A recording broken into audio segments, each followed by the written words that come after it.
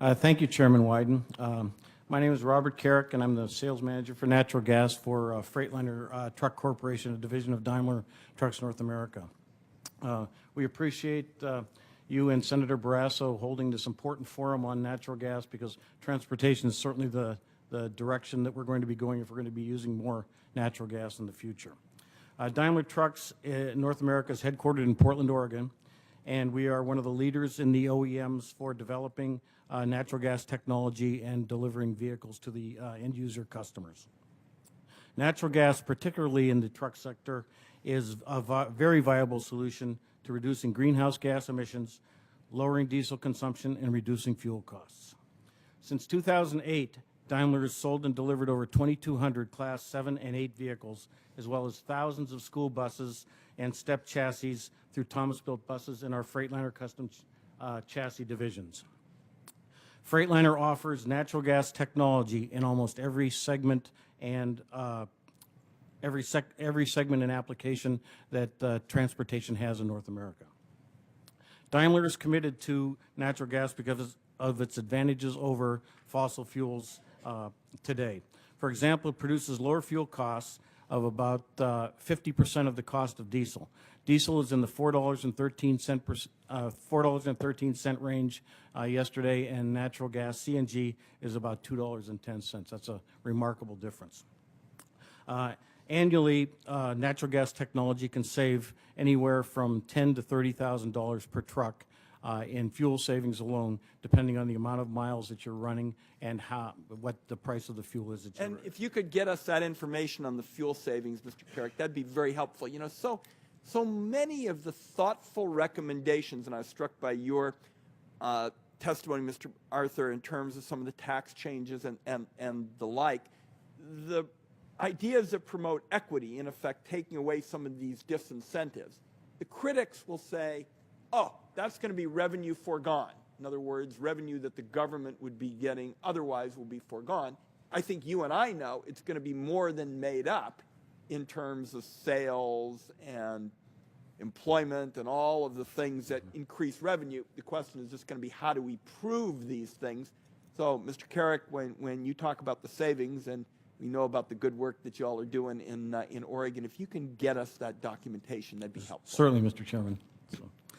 The next advantage of natural gas is greenhouse gas reductions. There are many studies out there that have been done on this, but the average is about 20% lower greenhouse gas reduction just from converting one vehicle from diesel to natural gas. Today's natural gas vehicles, and this is an important point because there's a lot of misinformation out there, they're perfect for short and medium haul trucking. Everyone thinks they've got to be done for just local, but these vehicles can be used anywhere from 300 to 500 mile range on a daily basis. Certainly anything that has a come back to base application where they're back home every night and can fuel is perfect for it. Now, to the meat. Although natural gas trucks have distinct advantages, we recognize that a very large impediment exists, and that's in particularly for long-haul trucking, and that's the lack of infrastructure. The lack of a national network of natural gas stations is a leading obstacle facing natural gas trucking today. Less than 1,200 CNG natural gas stations exist in North America, and of those 1,200, only about 300 of them are what you would call truck-friendly, meaning you can get a truck on site and fuel at a rate of at least 5 gallons per minute. Many of these older stations will only pump at about a gallon a minute. So on the LNG side, there are still only 50 stations available today that are open for retail fueling, which is critical for long-haul trucking. By comparison, there's over 125,000 diesel and gasoline stations in North America, so we have quite a hill to climb there. Now, the next step is technology costs. Jim mentioned it earlier. The incremental cost of a vehicle is very, very expensive. It's from $45,000 to $60,000, more than a diesel vehicle, and you have to add the FET to that. So you're penalizing a customer who's trying to go to natural gas vehicles by charging them an average of $6,000 to $10,000 more just in the FET. So Engine technology is still a work in process, but the good news is there's new engine products on the market. Jim already mentioned that, so I won't go into it. And this is going to deliver game-changing results in the future. The growth we've had is going to be small in comparison. And Mr. Chairman, since you put it on the table, I'd like to declare the chicken and the egg discussion is dead. It is now the chicken and the egg.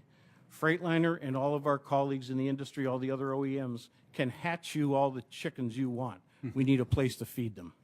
So, and I hope that I can't improve on that. Thank you very much, Mr. Well Chairman. said. Mr.